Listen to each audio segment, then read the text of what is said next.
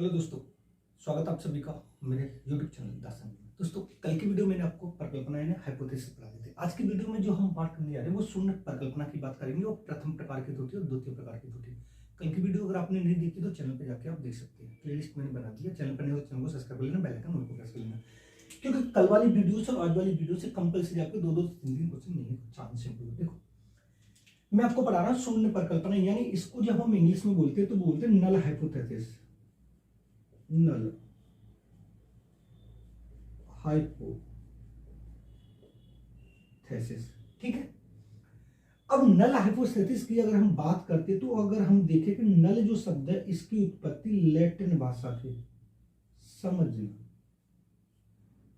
नुलस से हुई है। नलस से या नुलस से हुई है, जिसका अर्थ है कोई नहीं। जिसका अर्थ क्या है? कोई नहीं। शून्य परिकल्पना को इंग्लिश में नल हाइपोथेसिस कहा जाता है, जिसकी उत्पत्ति लैटिन भाषा के नुलस से हुई, जिसका अर्थ है कोई नहीं।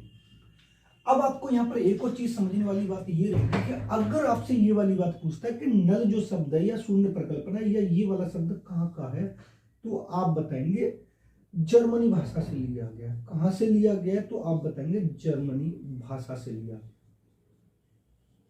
ये वाली चीज आपको थोड़ा अच्छे से समझ में आनी भी चाहिए कि जो ये शब्द नल है वो कहां से लिया गया? जर्मनी से लिया गया, और जिसकी उत्पत्ति लैटिन भाषा के नुलस से हुई, जिसका अर्थ कोई नहीं। लेकिन यहां पर आपको यह भी पूछ सकता है कि जो शून्य परिकल्पना है इसके जनक कौन है, क्योंकि ये कई बार पूछा गया है।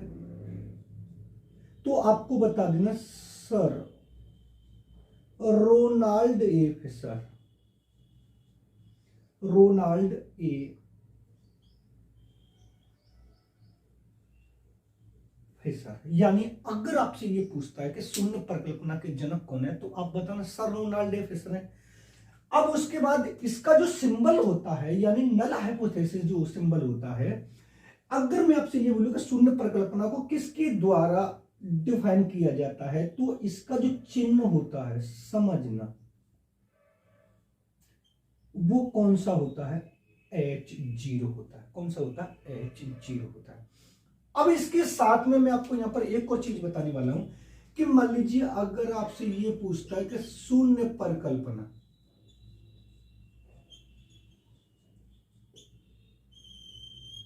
इसको किसके द्वारा चिन्हित करते, तो आपको बताना H0 के नाम से। और एक और जो होती है वो होती है विकल्प परिकल्पना।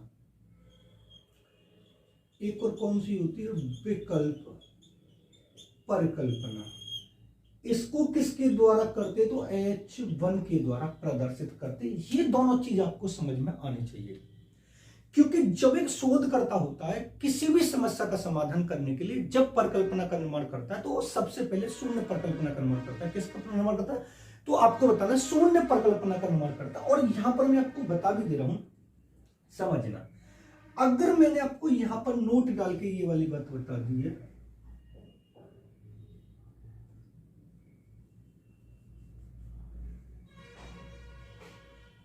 जब एक शोधकर्ता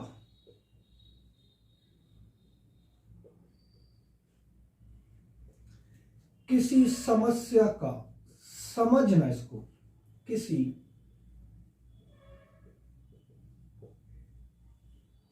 समस्या का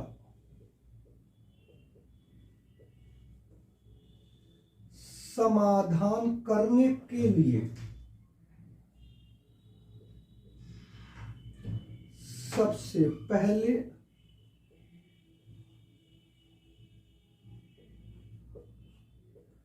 शून्य परिकल्पना का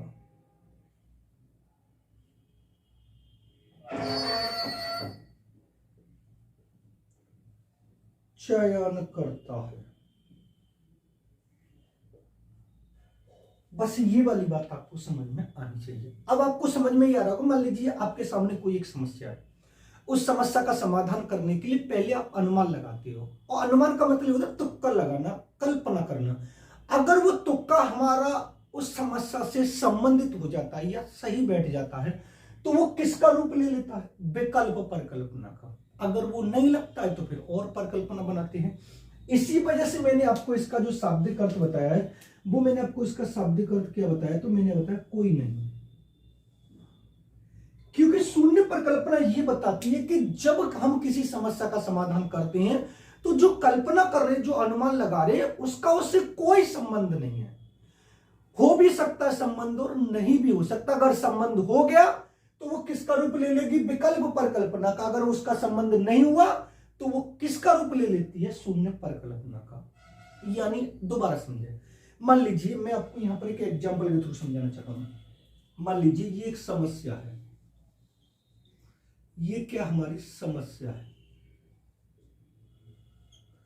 अब इसका समाधान करना है हमें, इसका क्या करना है, समाधान करना है। अब इसका समाधान करने के लिए हमें क्या बनानी पड़ेगी, परिकल्पना बनानी पड़ेगी। यानी अनुमान लगाएंगे। अगर ये परिकल्पना इससे संबंधित हो जाती है, यानी इससे संबंध रखती है,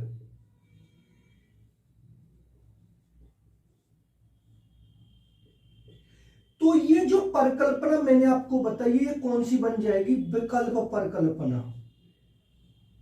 कौन सी बन जाएगी, विकल्प परिकल्पना। अगर मैं आपसे ये वाली बात बोलता हूं कि ये जो परिकल्पना है, समझे दोबारा, ये जो परिकल्पना इस समस्या से संबंधित नहीं है, दोबारा समझे, संबंधित नहीं है, तो ये कौन सी परिकल्पना कहलाएगी, ये जो परिकल्पना कहलाएगी ये कौन सी कहलाएगी, शून्य परिकल्पना। कौन सी कहलाएगी, शून्य परिकल्पना कहलाएगी। कौन सी कहलाएगी, शून्य परिकल्पना। दोबारा समझिए, मैं आपको बहुत अच्छे तरीके से, मान लीजिए ये समस्या हमारी, इस समस्या का समाधान करने के लिए हमें किसका प्रयोग करना है, परिकल्पना का प्रयोग करना है। अब मान लीजिए मैंने जो परिकल्पना बनाई है वो परिकल्पना इस समस्या से अगर कोरिलेट करती है, अगर उस समस्या का समाधान करने में सक्षम है, यानी जरूरी ये नहीं कि पूरी समस्या का समाधान कर दे, थोड़ा बहुत समाधान कर दे, 10% कर दे, 20% कर दे, 30% कर दे, मतलब कुछ न कुछ समस्या के समाधान करने के लिए वो हेल्पफुल साबित होती है, सहायता करती है, तो वो कौन सी परिकल्पना बन जाती है, विकल्प परिकल्पना बन जाती है। अगर ये परिकल्पना इस समस्या से बिल्कुल संबंधित नहीं है, दूर दूर तक इसका इससे कोई लेना देना नहीं है, तो वो कौन सी परिकल्पना रहेगी, शून्य परिकल्पना रहेगी। और एक शोधकर्ता जब तक शून्य परिकल्पना को बनाता रहेगा, जब तक शून्य परिकल्पना किसका रूप न ले ले, विकल्प। विकल्प कब लेगी, वो परिकल्पना, वो अनुमान, वो तुक्का, वो कल्पना जो इस समस्या का समाधान करने के लिए सही साबित न हो जाए। इस वजह से मैं आपको ये वाली बात बता रहा हूं कि जब भी एक शोधकर्ता किसी भी समस्या का समाधान करने के लिए सबसे पहले किस परिकल्पना का प्रयोग करता है, शून्य परिकल्पना का प्रयोग करता है। शून्य परिकल्पना के जनक कौन है, सर रोनाल्ड फिशर है, जो जर्मनी भाषा का शब्द है, जिसकी उत्पत्ति लैटिन भाषा के नला शब्द से हुई, जिसका अर्थ है कोई नहीं। समझना। अब मैं आपको थोड़ा इसका अर्थ भी बता दे रहा हूं। मान लीजिए किसका, शून्य परिकल्पना का मैं आपको अर्थ बता दे रहा हूं, समझ लेना।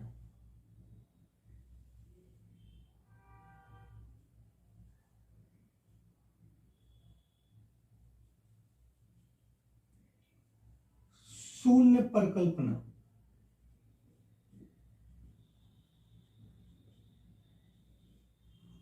यह बताती है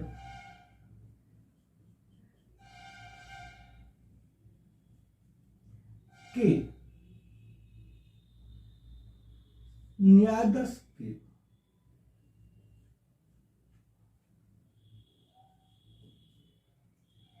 बीच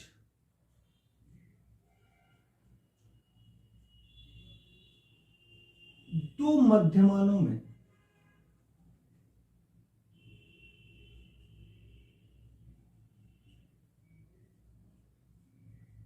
कोई संबंध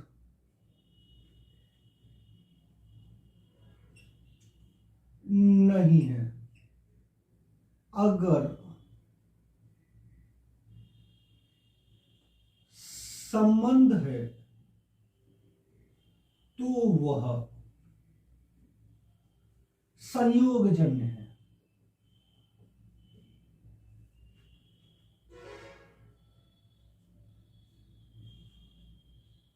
ये चीज आपको समझ में आनी चाहिए। अब इसका मतलब क्या, मैंने आपको बताया कि मान लीजिए एक शोधकर्ता किसी समस्या का समाधान कर, अगर किसी समस्या का वो समाधान करेगा तो वो ये सोचकर परिकल्पना नहीं बना रहा कि ये परिकल्पना पूर्ण रूप से उस समस्या से संबंधित होगी। अब ये दो न्यायादर्श के मध्यमानों के बीच, यानी एक समस्या और एक परिकल्पना, इन दोनों में जो संबंध है वो कोई नहीं है। अगर कोई संबंध हो भी सकता है तो संयोगजन्य है कि तुक्का सही भी लग जाए और नहीं भी। अगर तुक्का सही लग गया, संबंध रखने लगी, तो किसका रूप ले लेगी?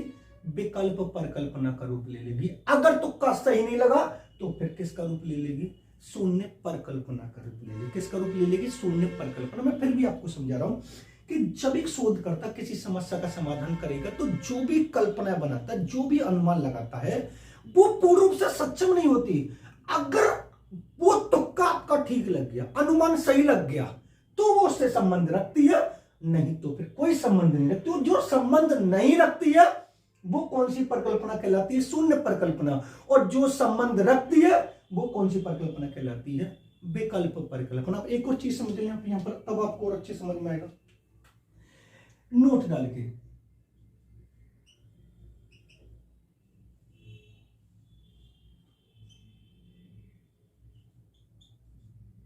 अगर परिकल्पना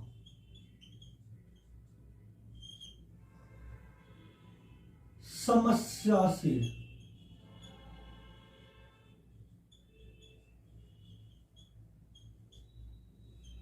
संबंध नहीं रखती है तो वह कौन सी परिकल्पना होगी? शून्य परिकल्पना होगी।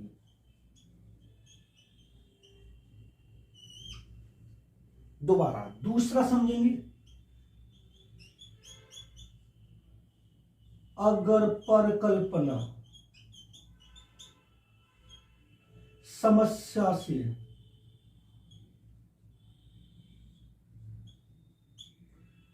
संबंध रखती है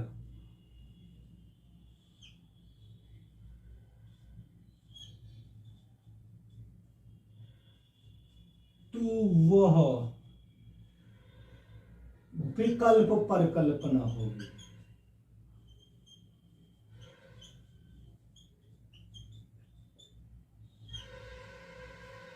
ये दोनों चीज आपको समझ में आनी चाहिए। और शून्य परिकल्पना का शब्द कर मैंने यहां पर ये बताया कि कोई नहीं, अगर संबंध रखेगी तो कौन सी परिकल्पना होगी? विकल्प परिकल्पना होगी। संबंध नहीं रखती है तो हमारी शून्य परिकल्पना कहलाती है। अब मैं आपको यहां पर दो चीज और अच्छे तरीके से समझा दे रहा हूं। पहला जो हम पढ़ेंगे वो पढ़ेंगे त्रुटियां, यानी प्रथम प्रकार की त्रुटि,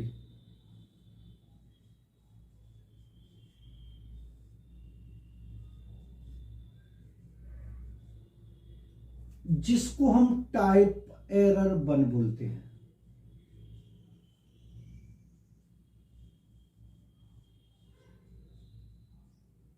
इसको हम क्या बोलते हैं? टाइप एरर 1 बोलते हैं। क्योंकि ये दोनों जो भी कोरिलेट करते हैं, ये प्रथम प्रकार की त्रुटि और द्वितीय प्रकार की त्रुटि, ये शून्य परिकल्पना और विकल्प परिकल्पना पर फोकस है।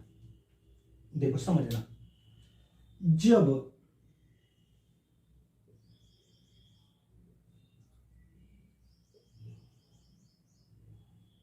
विकल्प परिकल्पना, इसको मैंने क्या बोला? H1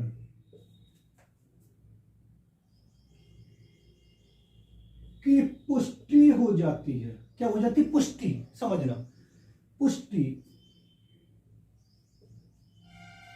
हो जाती है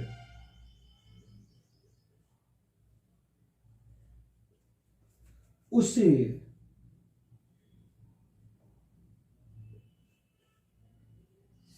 सही सिद्ध कर लिया जाता है।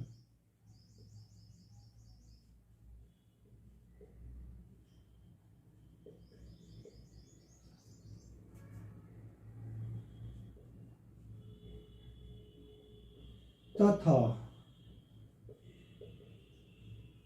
शून्य परिकल्पना को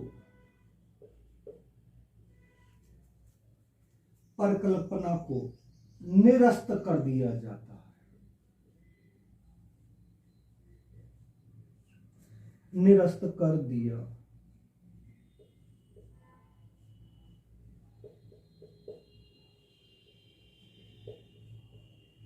वो हमारी कौन सी त्रुटि कहलाती है? प्रथम प्रकार की त्रुटि। दोबारा समझाऊंगा, पहले मैं आपको लिख दे रहा हूं। दूसरी जो हम पढ़ रहे वो पढ़ेंगे द्वितीय प्रकार की त्रुटि।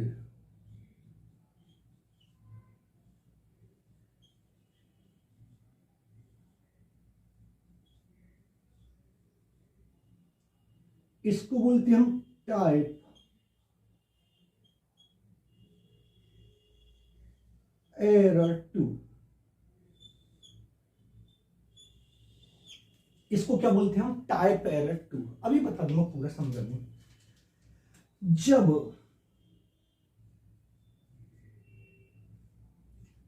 जब शून्य परिकल्पना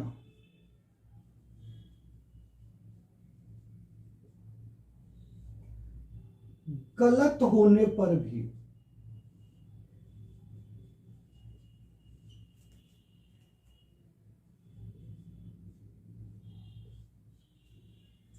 उसको स्वीकार किया जाता है,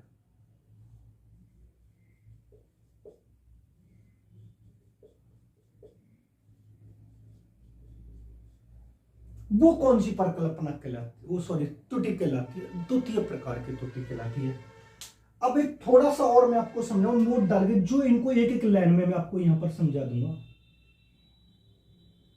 नोट डाल के, क्योंकि अगर आपको ये पूरा याद ना हो तो दो लाइन भी आपको समझा रहा हूं जो पेपर में पूछी जाती है। पहला, जब शून्य परिकल्पना को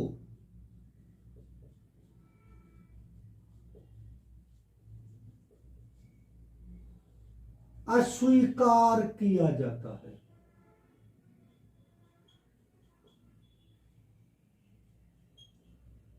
तो कौन सी त्रुटि होगी? प्रथम प्रकार की त्रुटि। समझ लेना इसको, पूर्ण रूप से आपका एक क्वेश्चन ठीक हो जाएगा। जब हम दूसरे की बात करते हैं, जब शून्य परिकल्पना गलत होने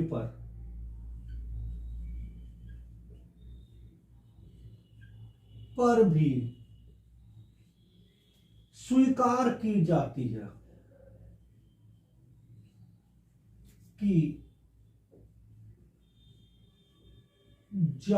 तो कौन सी होगी? द्वितीय प्रकार की त्रुटि।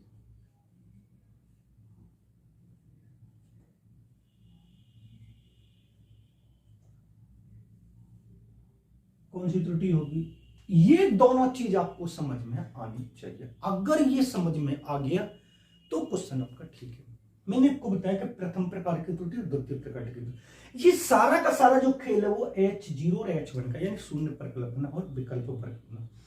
पहला जो मैंने प्रथम प्रकार की त्रुटि आपको ये बताई है कि जब H1 यानी विकल्प परिकल्पना को सही सिद्ध कर लिया जाता है और शून्य परिकल्पना को रिजेक्ट कर दिया जाता है। मैंने आपको यहां पर बताया, समस्या उसका समाधान करने के लिए जब हम परिकल्पना बनाते हैं, अगर परिकल्पना बनाते समय ये परिकल्पना विकल्प परिकल्पना बन जाती है, यानी उसकी सही पुष्टि हो जाती है और इसको निरस्त कर दिया जाता है, तो कौन सी त्रुटि कहलाएगी?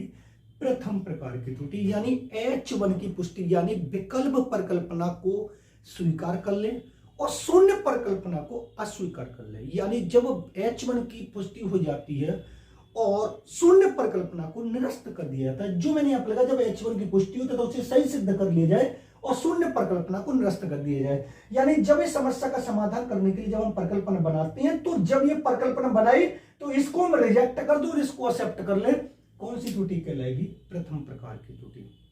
दोबारा समझे, जब विकल्प परिकल्पना को स्वीकार किया जाए और शून्य परिकल्पना को अस्वीकार किया जाए तो कौन सी त्रुटि है? प्रथम प्रकार की त्रुटि। द्वितीय प्रकार की त्रुटि यह कहलाती है कि मान लीजिए हमने किसी समस्या का समाधान किया, जब एक शोधकर्ता समाधान करेगा तो कौन सी परिकल्पना बनाता है? हमेशा मैंने आपको पहले बताया कि शून्य परिकल्पना का निर्माण करता है, जो मैंने आपको यहां पर भी लिखा है। यानी जब हम कोई भी अनुमान लगाते हैं, कोई भी कल्पना करते हैं और वो कल्पना उस समस्या से संबंधित नहीं है, फिर भी हम उसको स्वीकार कर ले, यानी गलत है। हमारी जो समस्या वो कहीं और की और हमने जो परिकल्पना बनाई वो कहीं और की है, लेकिन जबरदस्ती हम उसको स्वीकार कर ले गलत होने पर भी। जब शून्य परिकल्पना गलत होने पर भी उसको स्वीकार किया जाए तो कौन सी त्रुटि कहलाएगी? द्वितीय प्रकार की त्रुटि। अब समझा, यहां पर शून्य परिकल्पना को निरस्त किया जा रहा है तो कौन सी है? प्रथम प्रकार की। यहां पर गलत होने पर एक ऑप्शन में ये होगा कि शून्य परिकल्पना को स्वीकार किया जाए, नहीं, एक ऑप्शन में ये होगा कि गलत होने पर भी उसको स्वीकार किया जाए तो कौन सी त्रुटि कहलाएगी? द्वितीय प्रकार की त्रुटि। मैंने यहां पर लिख दिया, जब शून्य परिकल्पना को अस्वीकार किया जाए प्रथम प्रकार की त्रुटि, जब शून्य परिकल्पना गलत होने पर भी उसको स्वीकार किया जाए तो कौन सी त्रुटि है? द्वितीय प्रकार की त्रुटि। ये था दोस्तों, मैंने आपको बहुत अच्छे तरीके से बता दिया कि शून्य परिकल्पना इसके जनक सर रोनाल्ड डे फिशर और ये जर्मनी भाषा का शब्द और इसकी उत्पत्ति लैटिन भाषा के नल शब्द से, जिसका अर्थ कोई नहीं। और ये शून्य परिकल्पना जो होती है वो ये चीज बताती है कि जहां पर दो चीज है उन दोनों चीजों में कोई भी संबंध नहीं है। अगर संबंध है तो उसका प्रमाण करना पड़ेगा, उसको प्रूव करना पड़ेगा, वो संयोगजन्य है। जो समस्या और परिकल्पना हम बनाते हैं उन दोनों में कोई संबंध नहीं है। अगर वो तुक्के से सही हो गया, संयोगजन्य मैंने आपको बताया। सबसे पहले शोधकर्ता किस परिकल्पना का प्रतिपादन करेगा तो आप बता देना, शून्य परिकल्पना का प्रतिपादन करेगा। प्रथम प्रकार की त्रुटि मैंने आपको बता दी, द्वितीय प्रकार की त्रुटि मैंने आपको बहुत अच्छे तरीके से बता दी। ये था दोस्तों शून्य परिकल्पना। अगर वीडियो पसंद आया तो वीडियो को लाइक करो, शेयर करो, चैनल पर नए हो तो चैनल को सब्सक्राइब कर लें, बेल आइकन ऑल को प्रेस कर लें, जिससे आने वाली वीडियो का नोटिफिकेशन आपको मिलता है। मिलते हैं नेक्स्ट वीडियो में। धन्यवाद। आप इसका स्क्रीनशॉट ले सकते हैं।